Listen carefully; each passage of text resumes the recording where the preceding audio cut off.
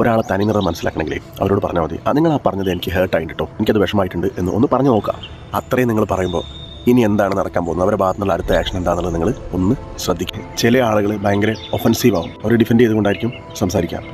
ചില ആൾക്കാർക്ക് എന്താണ് അങ്ങനെ സംഭവിച്ചു പോയോ, അങ്ങനെ അത് അറിയാനുള്ളൊരു കൗതുകം എന്നല്ലാതെ അറിയാനുള്ള ആകാംക്ഷ ഉണ്ടോ. അവർ ചോദിക്കും, അയ്യോ എൻ്റെ ഭാഗത്ത് തെറ്റ് പറ്റിയോ, എന്തായിരുന്നു അതെന്ന് അവരത് മനസ്സിലാക്കാൻ ശ്രമിക്കും. അല്ലെങ്കിൽ എൻ്റെ ഭാഗത്തുണ്ടായ തെറ്റിന് നിങ്ങൾ ക്ഷമിക്കണം എന്ന് പറയാനും തയ്യാറാവും.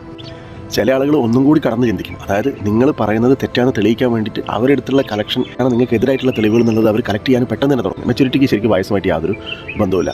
അപ്പോൾ ഇത്തരം സന്ദർഭങ്ങളിൽ ആ ആൾ നിങ്ങൾ പറഞ്ഞതിനോട് എങ്ങനെ റിയാക്ട് ചെയ്യുന്നു എന്നുള്ളത് ആ ആൾ ആരാണെന്നുള്ളത് ഒരു പരിധി വരെ നമുക്ക് റിവീൽ ചെയ്യുന്നുണ്ട്. അതൊരു ഗിവ് അവേ ആണ്. കാരണം ഇത്തരം സന്ദർഭങ്ങളിൽ ഉത്തരവാദിത്തമുള്ള ആളാണോ, ക്ഷമാപണം നടത്താൻ അതായത് ആത്മാർത്ഥമായ ക്ഷമാപണം നടത്താൻ തയ്യാറായിട്ടുള്ള ആളാണോ, അതൊക്കെ അക്കൗണ്ടബിലിറ്റി ഉള്ള കാര്യങ്ങളാണ്. ജീവിതത്തിൽ ആത്മാർത്ഥമായ ക്ഷമാപണം നടത്തുന്ന സമയത്ത് നമ്മൾ നടത്തണം. ഉത്തരവാദിത്തമെന്നുള്ള ഒരാൾ അയാളെ തെറ്റയാൾ അംഗീകരിക്കാൻ റെഡിയാവും. അങ്ങനെ ഇത്തരം സന്ദർഭങ്ങളിൽ നമുക്ക് ആളുകളെ പെട്ടെന്ന് തന്നെ റിവീൽ ചെയ്യാൻ വേണ്ടിയിട്ട് പറ്റും. കാരണം ഇങ്ങനത്തെ ഒരു സന്ദർഭത്തിൽ നമുക്ക് കിട്ടുന്ന ഇമ്മീഡിയറ്റ് റിയാക്ഷനല്ലേ, അതാണ് റിയാലിറ്റി. ബാക്കി കാണിക്കുന്നതൊക്കെ പെർഫോമൻസ് ആണ്. യെസ്.